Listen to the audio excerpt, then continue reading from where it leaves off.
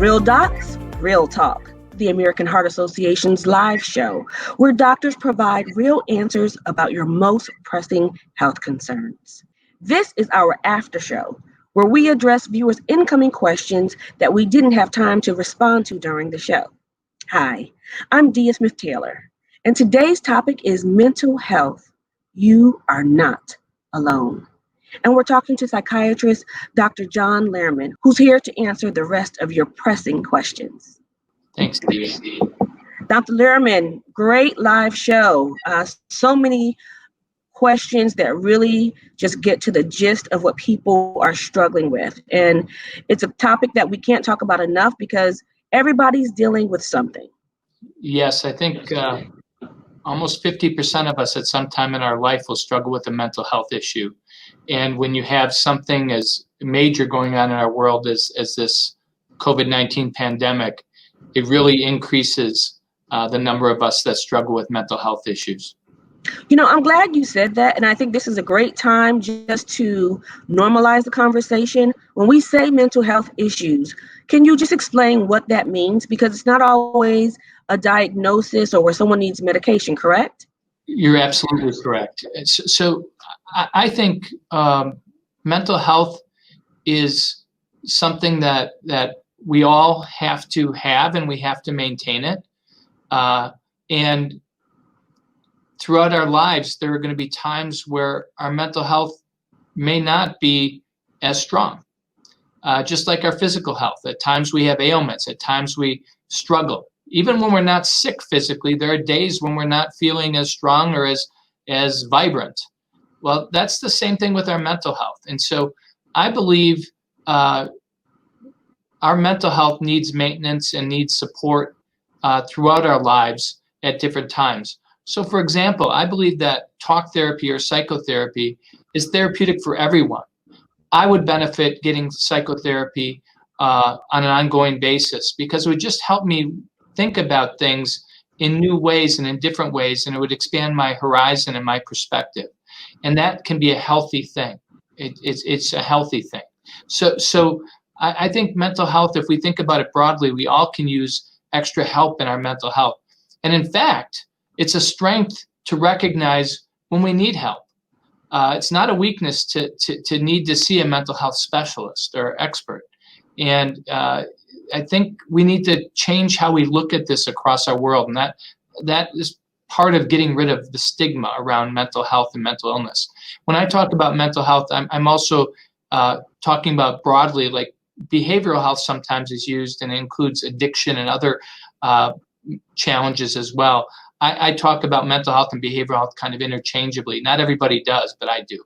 So there's something that happens to the brain when you're able to talk it out, and it is so therapeutic. What is that? Why is that so helpful for us to talk out our issues and our problems? Thanks, Dia. So just like trauma can affect our brains and create an etching on our brain that can create problems for us, including an illness called post-traumatic stress disorder. Helpful talking and, for example, psychotherapy can also change our brain in a positive way.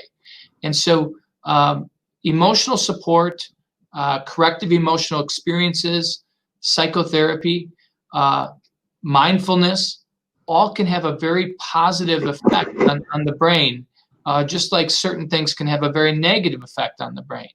And as we talked in our last session, we also talked about how mental health and physical health are so integrally intertwined, and one depends on the other. Yeah. So we've got a question from Connie in Houston who says, I've been laid off as a result of COVID-19 and I feel depressed, defeated, and slightly embarrassed even. And I know it's not my fault. Is it normal to feel this way? And how can I push past this with no job opportunity in sight? So again, it's not a weakness. I think it is very normal to feel depressed. When I'm talking about the emotion of feeling depressed, it's very normal to feel depressed when we have a loss. And it's normal for us to grieve. And to grieve, we go through lots of feelings, and it can actually even affect us physically when we lose someone we loved, or when we lose a job or something really important in our lives. And so the best way to work through that grief is through talking about it. Many of us work through that grief by talking with friends and family, and it takes time. It's not something that happens overnight. But if it's affecting you so much that you don't have the energy to do things day after day, that you're not sleeping well night after night, your appetite has changed day after day, you're feeling hopeless, helpless, worthless day after day after day for over a couple weeks, and perhaps even thinking about suicide as an option, then you need to get help urgently. You're starting to slip into not just working through the grief anymore, you're starting to have an illness that we call major depression. And major depression is best treated with a combination of medication and psychotherapy. But with what you talked about, it's normal to feel down and feel sad about losing a job and to feel worried. So again, get help, get support through friends and family, and also through employment resources as well. Maybe talk to HR, human resources, from the job that where you were just furloughed from or let go from, and try to look at options. But you're right, it is very challenging to get work during this time, but people are getting work, and many organizations are hiring. So don't give up, and keep working on that as well. Thank you for that. So important to hear and encouraging also. And I'm so glad that we're kind of touching on grief, because Monica from YouTube has a very interesting question, which is that she lost a close friend to COVID. And at first she said she was devastated, and now she's just very angry. And she says that she knows that there are stages to grief, but she wants to know, how long will the anger last? Great question, Monica. And there's 5 stages of grief that were developed by Kubler-Ross, and the first is denial. When we lose a loved one, many of us have a hard time admitting that we've lost somebody who we care about and we love. The second phase is anger, and that's where you're finding yourself right now. Then the next phase is bargaining. Then there's depression, and then there's acceptance. And we don't necessarily go through these 5 stages one at a time. Sometimes they're mixed. It's not always progressive that you work perfectly through these 5 in the order that I gave them. Sometimes we go back and forth some, but grief takes time. It takes months to really work through the loss of a loved one. And that's not to say that, say, 6 months from now, when let's say you've gone through the grief process successfully in the next 6 months, it doesn't mean that you're going to forget your loved one. It's not to say that you're going to feel great and not still miss them.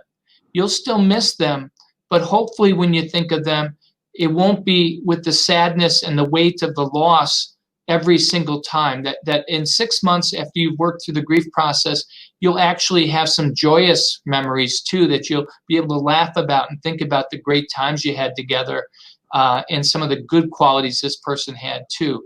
And that's where you get. Now if you get stuck in this grief process and you can't move through it, and there are certain things that that do get in the way, that are barriers for grief. So one thing right now with COVID-19, not being able to have funerals, not being able to celebrate the lives and talk to our loved ones who are survivors after we lose somebody, that gets in the way of our grief. So we've got to figure out ways to reach out to our loved ones and still communicate and work through these feelings through the social media or over the telephone, because we don't have the traditional venues to do it in.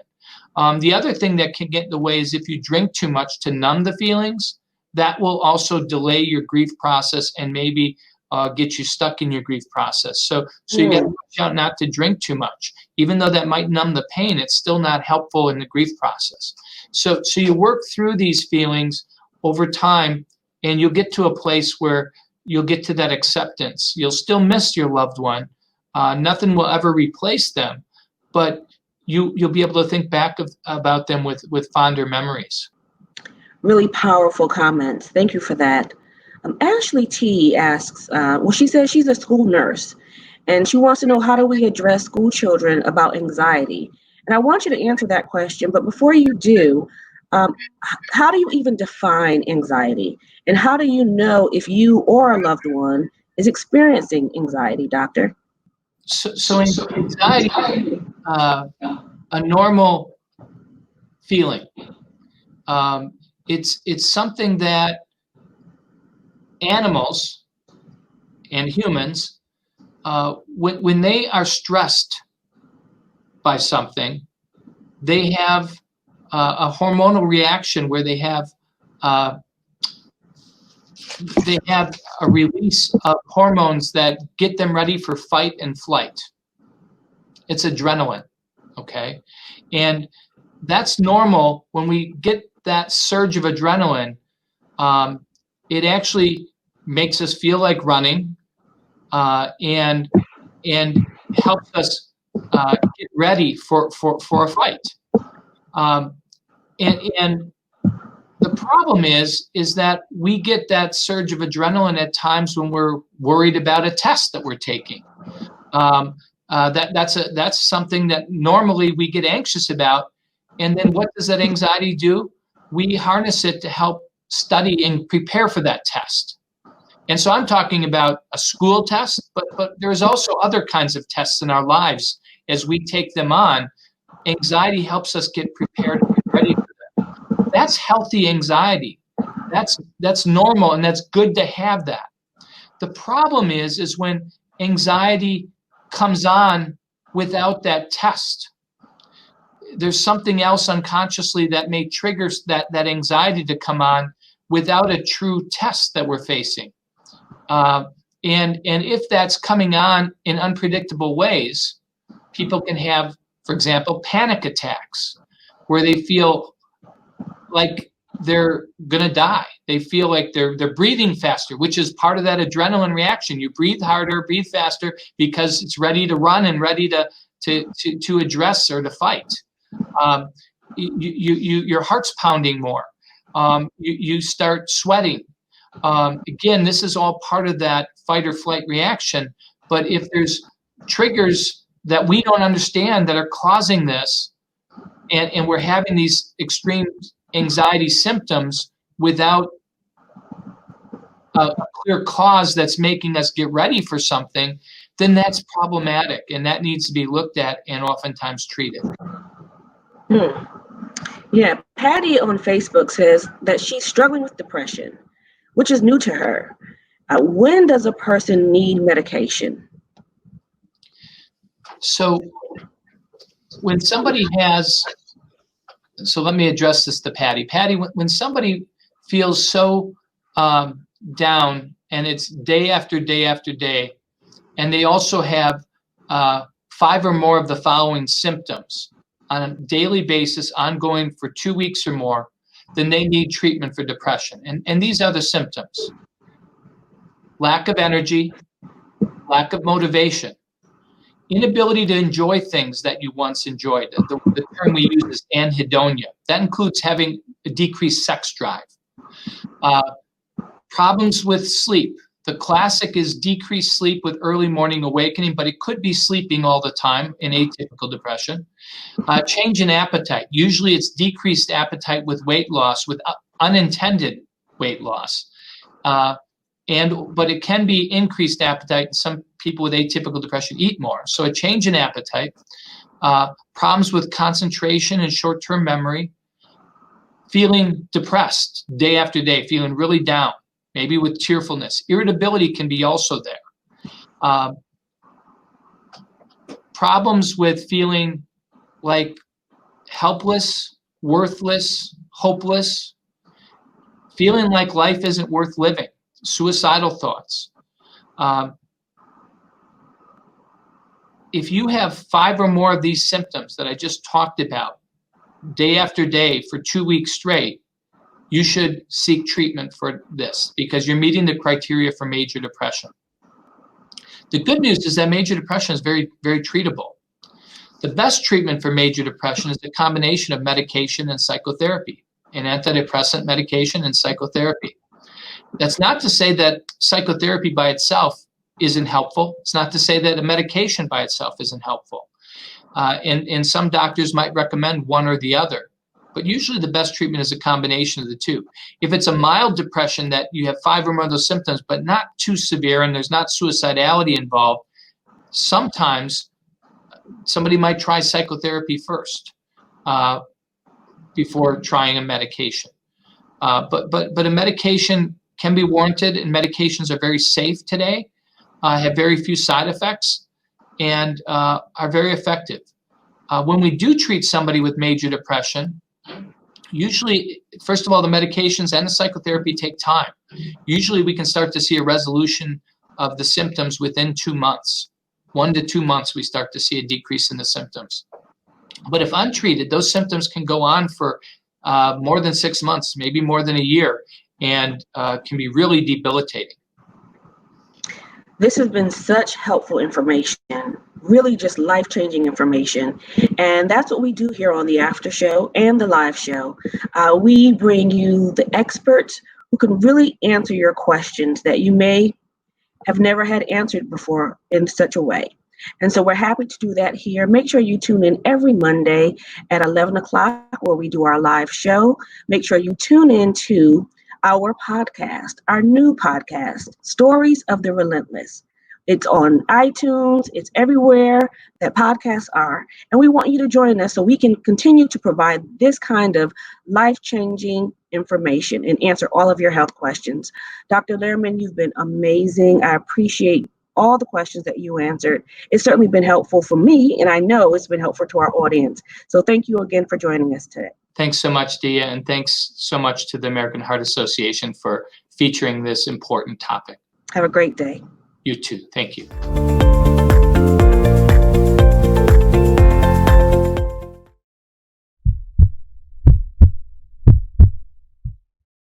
Learn more about house calls, Real Docs, Real Talk, and submit your questions at heart.org/housecalls.